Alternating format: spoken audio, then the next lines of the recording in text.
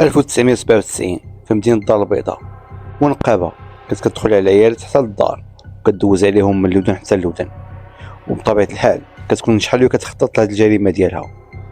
ومن مورا الجريمة كتغبر سنوات طوال حتى كتنسي البوليس وكترجع تبان بنفس الجريمة. غير هو الثقة في النفس بزاف خايبة، وهادشي اللي غادي نعرفو في القصة ديالنا اليوم. وقبل ما نبداو متنساوش جيم، كومونتير والاشتراك في القناة باش ديما يطلع لكم جديد، وديروا الصمتة ونتوكلوا على الله. 16/5/1993 شي عيالات غادي يمشيو للكوميسارية، غادي يقدموا بلاغ ديال الاختفاء ديال الجارة ديالهم. قالوا لهم بان غبرات ما بقاش كتبان ليهم، وملي مشاو كيدقوا عليها ما حلاتش ليهم الباب، وهذا الشيء ما موالفينش به. واللي زاد خلانا اننا خاصنا نجيو نديكلاريو كاينه شي ريحه خانزه خارجه من دارها، وزائد عندها واحد العياء كتحس به، ومرا كبيره وما كاينش اللي غيسول فيها. قلنا ياك ما وقعت لها شي حاجه، هادشي علاش جينا عندكم. وفعلا البوليس من بعد ما سمعوا عليهم وخدوا الاقوال ديالهم غادي ينتقلوا معاهم لديك الدار. غير وصلوا للباب ديال الدار ديال السيده اللي نعتوا ليها كتضربهم واحد الريحه خانزه عزكم الله. البوليس سولوا في الحومه، سولوا الجيران شكون اللي شاف السيده هذه، اكدوا لهم بان ما بقاتش كتبان.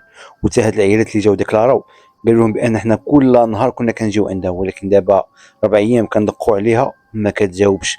قلنا يمكن راه مرا كبيره تكون توفات وتا شي واحد ما ساق ليها الخبار. البوليس خداو الاذن من النيابه العامه. من مورا ما خداو الاذن من النيابه العامه غادي يدخلوا للدار، تما غادي يتصدموا على واحد المنظر شافوه خايب. شنو غادي يلقاو؟ غادي يلقاو السيده طايحه على ظهرها ومدوزين عليها من اللودن حتى اللودن. شكون اللي غيكون دار هاد الجريمه هذه؟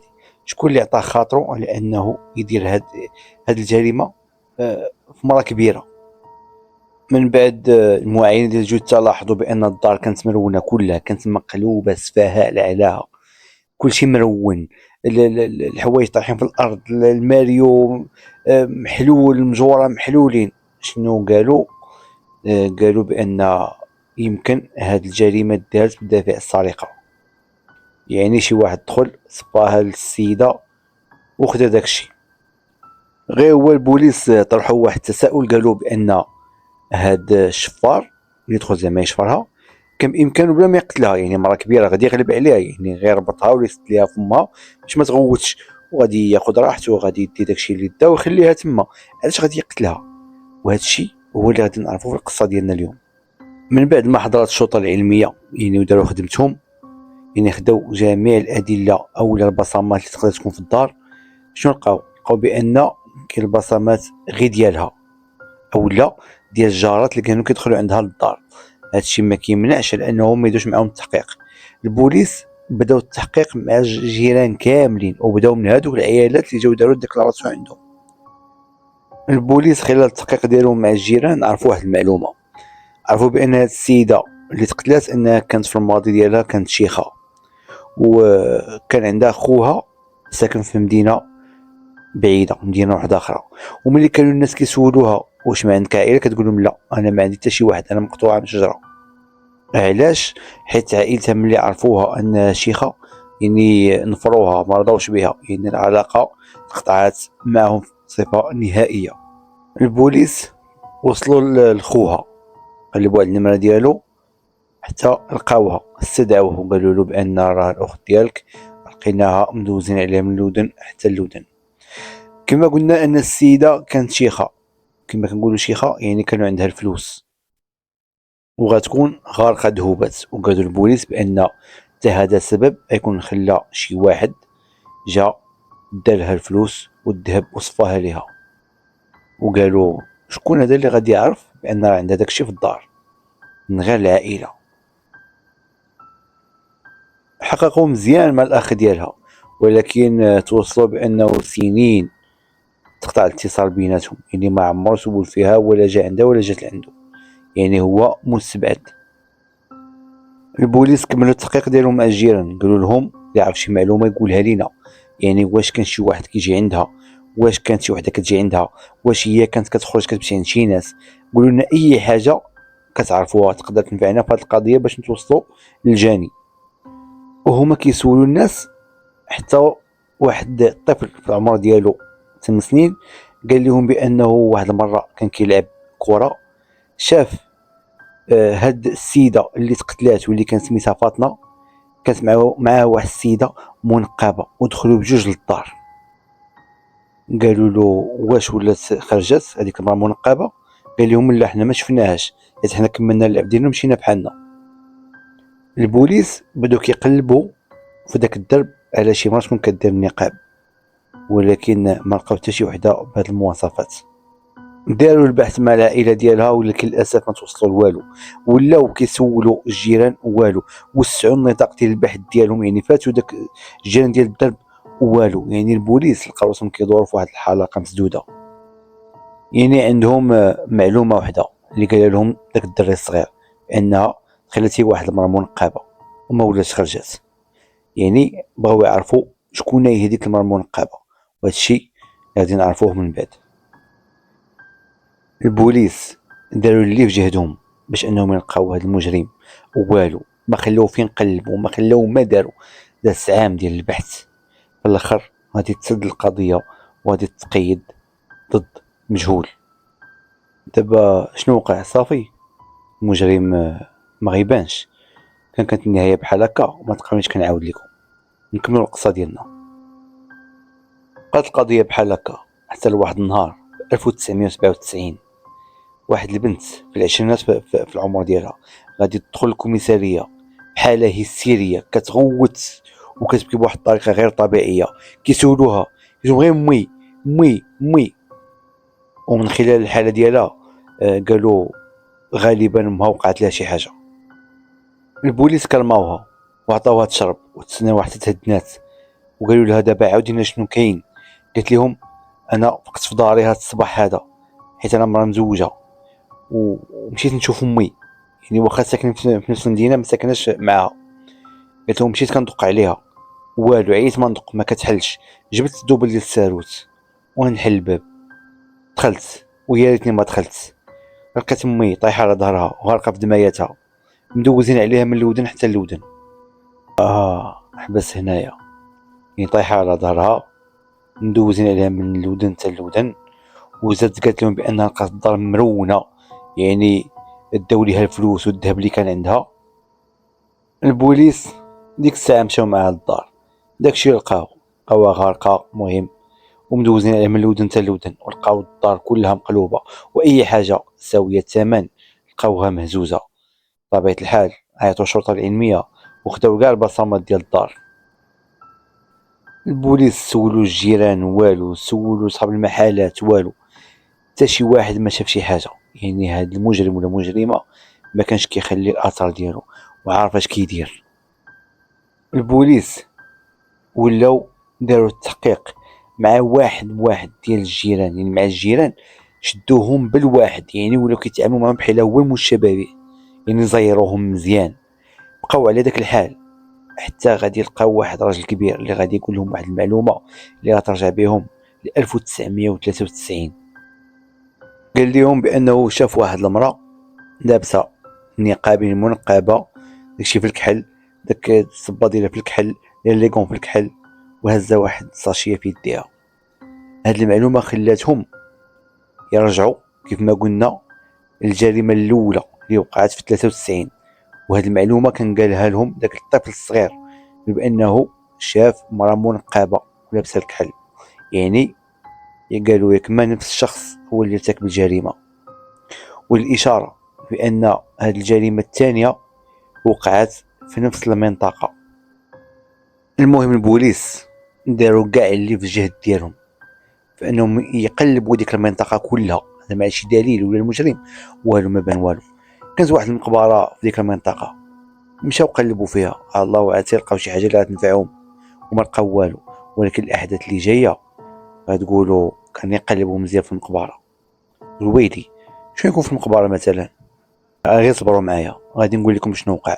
دابا غادي نرجعوا لديك المعلومه اللي داك الراجل الكبير قالها للبوليس، قال لهم بانه شاف مرأة منقبة مع ديك الوحدة ديال النهار.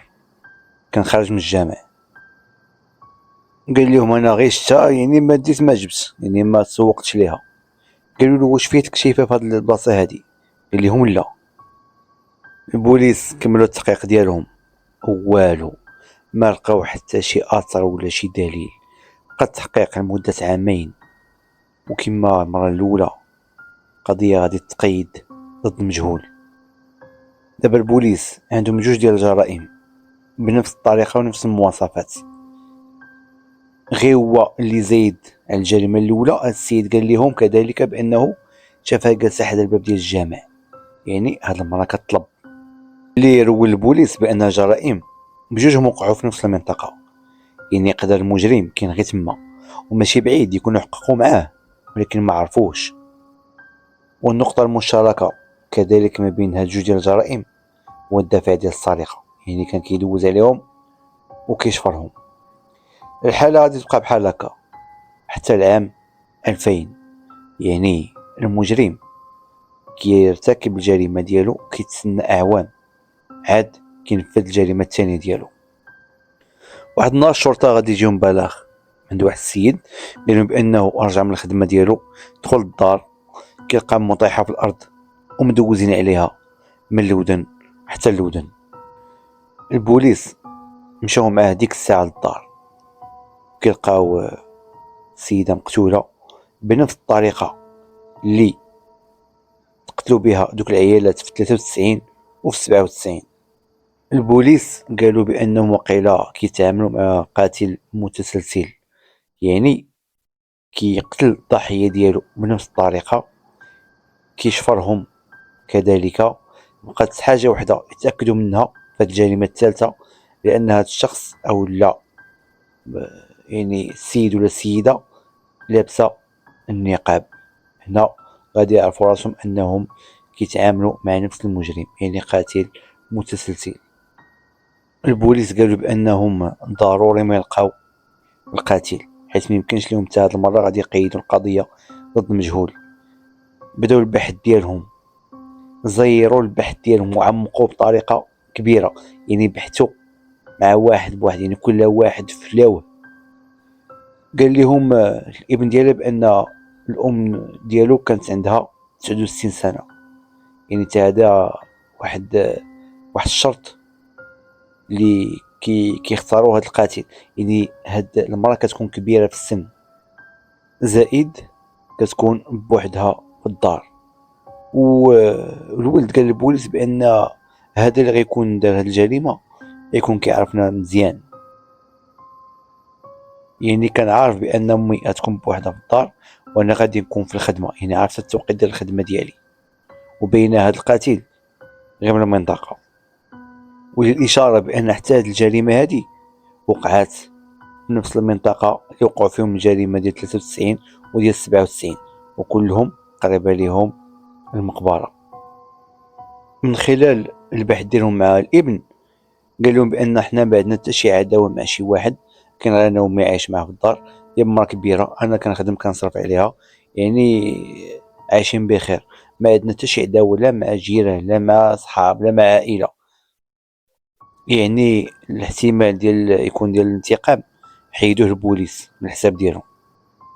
البوليس بقاو مكملين البحث ديالهم والتحقيق ديالهم مع الجيران، حتى كيلقاو واحد السيد كبير عطاهم واحد المعلومه. قال لهم بانه نهار الجمعه كان راجع من المقبره حتى كتبان ليه واحد السيده منقبه، يعني نفس الحوايج اللي ديجا قال لهم داك السيد اللي في الجريمه اللي قبل والجريمه الاولانيه. قالوا له فين شفتيها بالضبط؟ قال لهم في المقبره، انا كنمشي كنترحم على العائله ديالي، وملي كنت راجع بانت ليا تما. غير هو لاحظت واحد الحاجه بان دوك الرجلين الله يسمح ليا راه ماشي ديال المراه، بانوا لي بحال رجلين ديال راجل. البوليس زادوا سولوا وقلبوا مزيان ديك المنطقه شكون اللي كدار النقاب، والو، يعني هذا المجرم هذا كيضرب الضربه ديالو وكيغبر. البوليس اللي سولوه في ديك المنطقه واش كتشوفوا شي مرا لابسه شي نقاب، والو، تيقول لهم حنا ما عمرنا شفنا شي واحد ولا وحده لابسه نقاب، هاد الشكل، هاد اللباس هذا ما عمرنا شفناه. البوليس كيقول ويلي واش كنتعاملوا مع شي جن؟ ما يمكنش. ولكن ممكن، علاش لا؟ دابا واش كنتعاملوا مع الانس ولا الجن؟ حيت راه ما يمكنش الشيء اللي كيوقع. كدير جريمه، كيغبر سنين وكيولي يدير نفس الجريمه. المهم البوليس بقاو مكملين البحث ديالهم، يعني ما حبسوش، يعني القضيه ما غاديش تقيد ضد مجهول هاد المره هادي. المهم كانوا الناس خايفين، فين ما كان كيجيبوا شي بوليسي ولا مجموعه ديال البوليس يكملوا الرونكات ديالهم، كانوا كيتجمعوا عليه كيبداو يسولوا هادي امضرا هادي، المهم بزاف ديال الاسئله. واحد المره كان واحد العميد كان جالس في الطوموبيل ديالو، ودوك البوليس اللي معاه كانوا كيهبطوا كيكملوا البحث ديالهم مع الناس، وكل واحد شنو كيسول هو كاين كيسمع دوك الاسئله، حيت كانوا قرابين من الطوموبيل اللي جالس فيها. حتى لواحد الوقيته يعني وديك الخبره اللي عنده في الميدان لاحظ على انه واحد الشخص كان كيسول واحد الاسئله مختلفين. مثلا تيقول لهم امضر لقيتو القتيل؟ امضر عرفتو شكون هو؟ واش شديتو شي دليل عليه؟ واش قربتوا تشدوا هاد القاتل ولا قاتله؟ يعني لاحظ انه كيسول مخلوع وكيسول وكيحكر في الاسئله ديالو. يعني تي داك البوليسي ما انتبهش للسؤال ديالو كيولي يسولو، يعني كيبغي يعرف منه الجواب. العميد نزل من السياره ديالو ويعيط لواحد من البوليس اللي كانوا معاه، قال له واش ما لاحظتي والو؟ قال له لا ما لاحظت والو. قال شي واحد نكملوا التحقيق، هو بقى معاه. وحتى هو لاحظ بان داك الشخص كيسول اسئله ماشي عاديين. قال له دابا فهمتيني؟ قال له اياه فهمتك دابا. عيطوا ليه، السلام عليكم. وعليكم السلام، شنو سميتك؟ وي يتلف، قال له سميتي مبارك. قال له واش خدام؟ ويدوز ليه لديك الجهه ديال العاطفه. قال له عندي واحد الكروسه كنجمع في داكشي القديم، داكشي السلعه القديمه كنعاود فيها البيع، وانا ساكن بوحدي وماشي اللي كاين.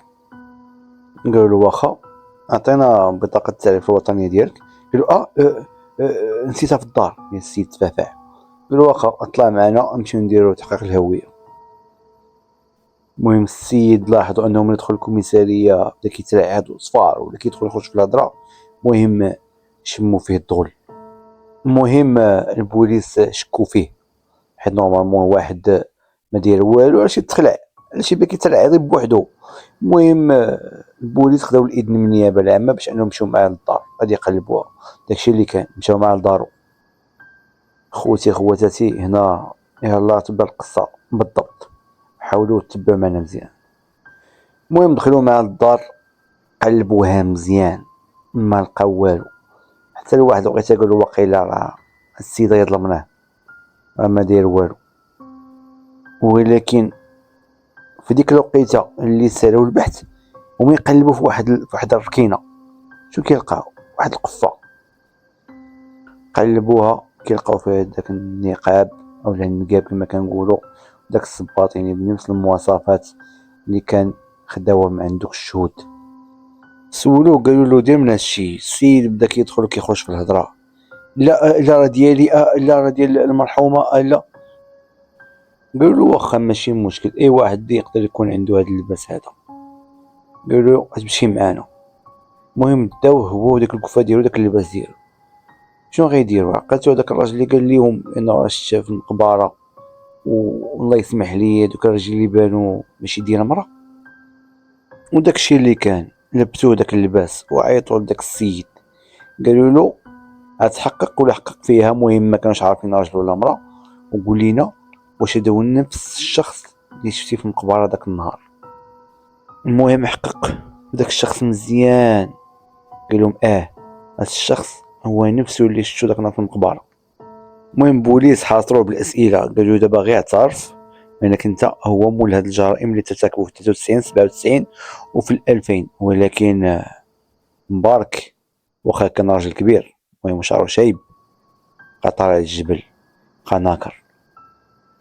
المهم بوليس عمقوا البحث معاه مزيان وزيروه. من موراها اعترف، قال لهم واخا انا غادي نعاود لكم كلشي. قال لهم انا كنت باغي نعيش، قال لهم هاد الحرفه ديالي انا الشيء اللي كنبيع وكنشري فيه ما كانش مكفيني. قال لهم فكرت انني نشفر، ولكن انا راجل كبير يمكنش لي نتعرض لشي واحد ونشفر وانا ما نقدرش عليه. قال لهم الحل اللي لقيت انني غنبقى ندخل على العيالات الكبار، غالبا كيكون عندهم الذهب والفلوس، يعني كيكونوا مخبيينه. قال لهم كنت كنخرج مع الفجر، هاز داك القفه ديالي فيها الماتريال هو باين، يعني داك النقاب الصباط ديالو زائد واحد الموس تا هو تيكون في داك القفه ديالو، وكنمشي لديك المقبره تبقى جالس تما وكنطلب حتى كنكون عارف شي مرة كاينه بوحدها، كنمشي عندها كندق عليها، مع كتحل عليا الباب كنزرب عليها وكندوز عليها ديك الساعه. المهم قال لهم كندخل كنقلب الدار كلها، اللي لقيتها عندها قيمه كتباع كنديها، كنقلب على الفلوس كنقلب على الذهب. مورا ما كنرتكب الجريمه كنرجع للروضه كنبدل حوايجي وكنكمل النهار عادي. وهاد السنين اللي كان كيغبر فيهم انه كان كيقني على شي ضحيه، يعني كيجمع المعلومات الكافيه عليها، كيعرف بان كاينه بوحدها، شكون اللي كيجي عندها شكون اللي ما كيجيش، شحال عندها ديال ولادها فوقاش ما كيكونوش. المهم كيجمع كاع التفاصيل على الضحيه ديالو عاد باش كيرتكب الجريمه. ولكن واحد الحاجه بقات محيره البوليس، القفه لقيناها الماتريال لقيناه، ولكن قالوا له داكشي داك الذهب والفلوس اللي كنتي كتشفر فينا هما، قال لهم راهم تقاداو. ولكن البوليس عرفوه كيكذب، ملي زيروه اعترف بانه داكشي اللي كان كيشفر، وخصوصا ديال الضحيه الثالثه الضحيه الاخرانيه ديال واحد الحفره تحت الناموسيه اللي كينعس عليها. المجرم تحال المحكمه اللي حكمت عليه بالاعدام. القضيه ديالنا اليوم سالت، الموعد ديالنا مع قضيه جديده وقصه جديده، والسلام عليكم.